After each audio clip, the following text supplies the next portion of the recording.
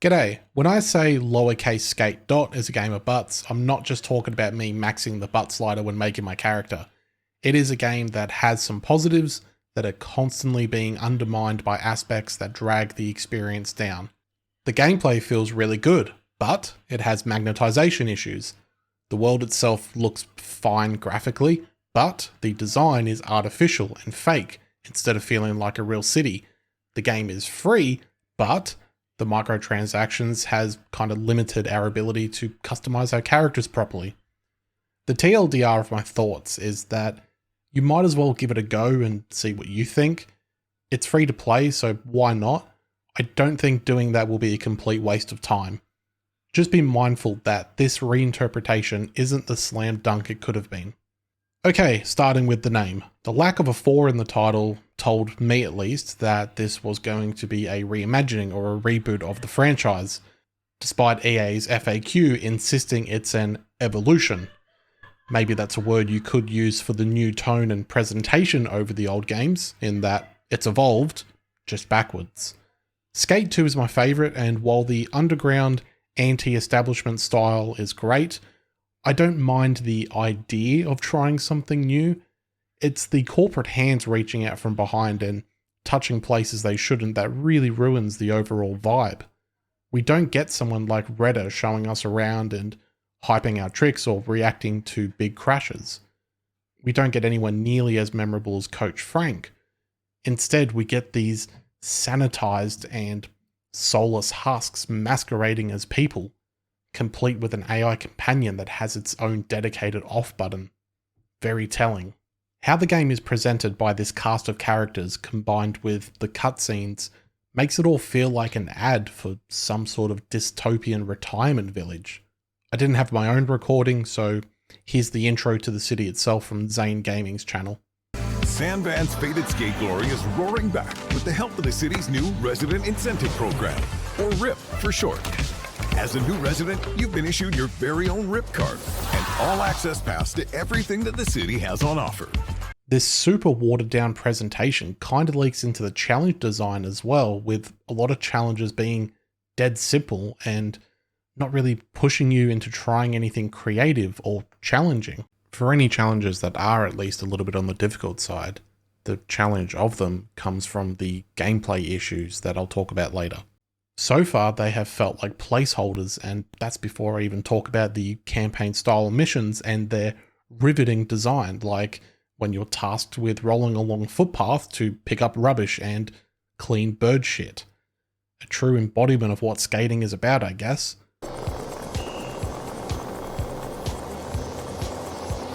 I wonder when they'll fix this bridge. I mean, one giant squid versus super yacht incident and we just stop being able to go to the North Shore. Boo! Seems like something the SVCC should have— Shut up! Another brilliant mission from the game's version of a campaign had me visiting a church, so the game could explain how the gesture and social system worked. A fucking tutorial that occurs hours after you've already left Tutorial Island. But all of that can be ignored if the core gameplay has been done well, right? We're here to skate, first and foremost. My verdict is that, yeah, the core gameplay of skating around does feel really good for the most part. On-foot movement finally feels responsive versus the tank controls of Skate 2 and Skate 3's improved but still stiff controls. The parkour is responsive and quick. The flick-it control scheme from the old games returns, so anyone that has played the previous games at least a little bit is going to feel right at home, and all of the flip tricks still feel great to pull off. In fact, they feel better now. But, because, as I said, this game is full of buts, there are some glaring issues I hope will be fixed before or by the time full release comes around. And I understand this is an early access title. I'll go into my thoughts about that later. I don't know if this is a hot take, but I tend to ignore much of the high-octane mega ramp moments. Whilst big launches and going across rooftops can be fun, and Hall of Meat is remembered fondly, it was never the main draw for me. With the gameplay changes this time around, if that sort of gameplay is up your alley, I'm sure you'll have a blast diving off your board, getting back on it after gliding into a ramp, jumping across rooftops, and even more. You just have to deal with the fact that Hall of Meat is only back in the sense that there's really funny ragdolling, so when you crash big, it's usually pretty entertaining. There's no bone-crunching sound effects or X-ray or anything, unfortunately. The most enjoyment that I get out of the skate games, and what I've done for the majority of my time in this one so far, is small-scale, realistic tricks and lines. I get a kick out of a simple ollie into a nose or a tail slide. I like watching replays where I go from a grind to a manual and a pop shove it out of that. And props to the team for adding the ability to push left or right to come out of a grind. It looks and feels excellent. There are other great additions, like not being turned all the way when you land, initiating an auto revert to straighten up. Despite disliking a lot of this so-called evolution, there are certainly things the dev team thought of that have been a positive for the skating itself. Back to what I said about the smaller, more realistic skating style. My mates enjoy this too, so we're usually partying up and each suggesting a trick to do in a line and trying to find something cool to skate and some interesting spots where there's a bit of difficulty to it.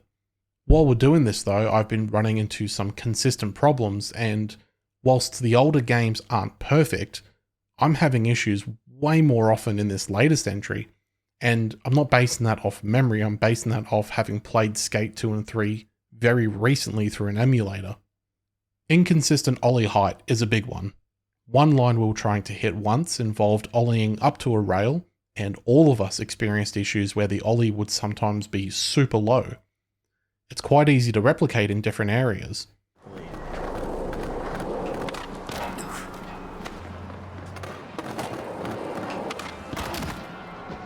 I even had moments where the game seemed to think I was attempting an up and over wall ride, so my skater would have his board almost completely vertical and not even get onto the rail. There's magnetism in the game, even with assists turned off. I don't think these games would be playable if it was removed completely, but the amount that I've experienced so far is as if the great attractor itself is pulling my character away. This clip here, I'm pointing at the rail, and you can see me get pulled away because the game thinks I'm trying to drop into the slope. This prediction about what the game thinks you're doing gave me this clip where I think the game thought I was attempting to wall ride the 30 centimeter tall quote unquote wall of this ledge. Here's another wall ride grind thing that just looks, well, I'll let the clip play.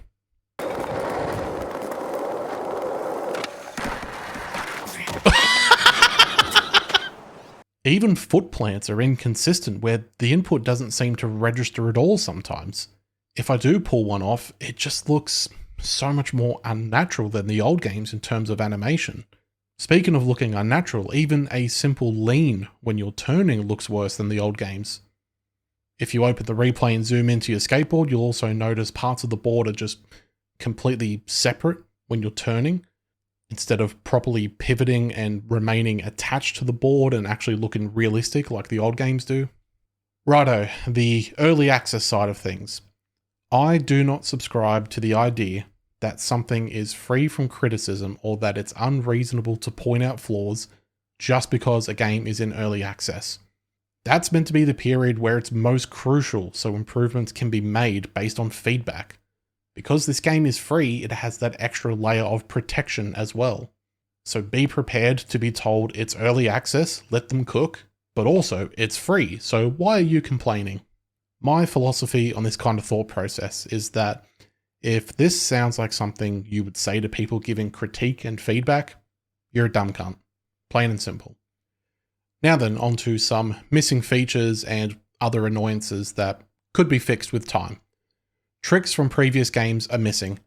There are no dark slides, no finger flips, only one hand plant, no skitching, you can't grab your board during a grind, and a lot more that I'm probably missing. There's missing modes when compared to the other games, so no 1-up, no racing, no games of skate in a skate game. This is an always online live service where other players are constantly skating around the map alongside you, but no voice chat exists yet. No private servers means trying to party up when there's more than 4 of you involves joining the group, then leaving to let another person hop to that server via the group, and then you just have to pray that there are no server-related issues that jumble everyone up again. Having other randoms in your lobby means there's potential for lines to be ruined by their presence or if they start placing objects. There is a setting so that the objects they place won't actually be seen by you or interactable. You'll still see their ghost in a way and you can go right through them, but it would be nice to have those private servers and just fuck all those people off completely.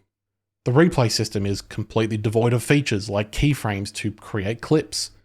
There's no way to remove other player models from your replays, so even just watching back a simple line, you could have people in the background fucking around or hitting the same line as you, and it just ruins it. There's currently a roadmap with upcoming features, and some of those address the things that are brought up, so theoretically we'll see improvements. I just get a little cynical that the microtransaction store was feature complete and fully functional before the core fucking gameplay of skateboarding. Could this stupid store not have been pushed back for a later release? This is a game backed by EA, not some dinky indie team that's recouping some losses through early access in the hopes of finishing development. Even in the case of indie devs using early access, at least they have the decency to simply charge for the cost of the game and not ruin something as basic as unlocking clothing. So that's as good a time as any to talk about the microtransactions. Customizability of your skater is very limited now because of that. Clothing doesn't exist in a menu where you open the shirts, pants, or headwear section and just check what the unlock criteria is or naturally unlock it by doing a few missions. It's now done through loot boxes. And yeah, you can earn currency in-game and the game tells you what's in the boxes that you're about to unlock. But am I really being unreasonable for wanting a simple fucking menu like the old games? Why can't I just open the loot box and just pick the one thing that I might want out of it? Objects to place around the map are unlocked through this shitty monetization model, complete with a colored tier system as if we're playing a looter shooter.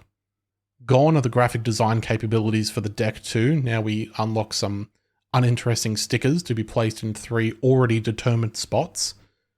I imagine it's to combat the inevitable crass or offensive designs from custom-made pictures, but I still feel like it's an unnecessary overcorrection.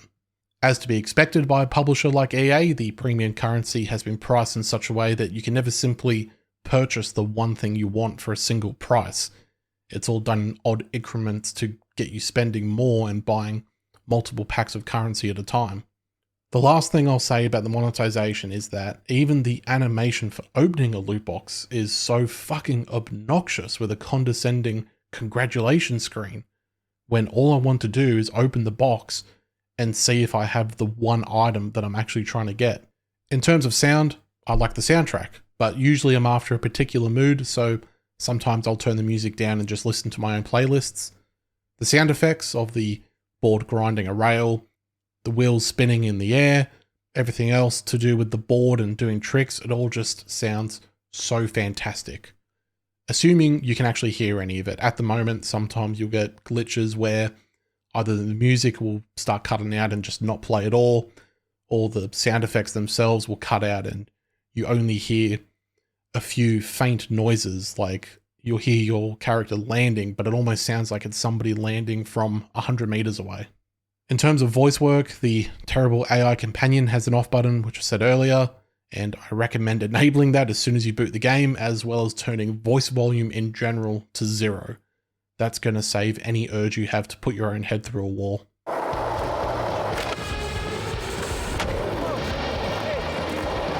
That wasn't your fault. I'm sure I heard you honk. Just as I'm sick of playing this game at the moment, I'm also kind of sick of talking about it, so I'll just wrap these next few things up.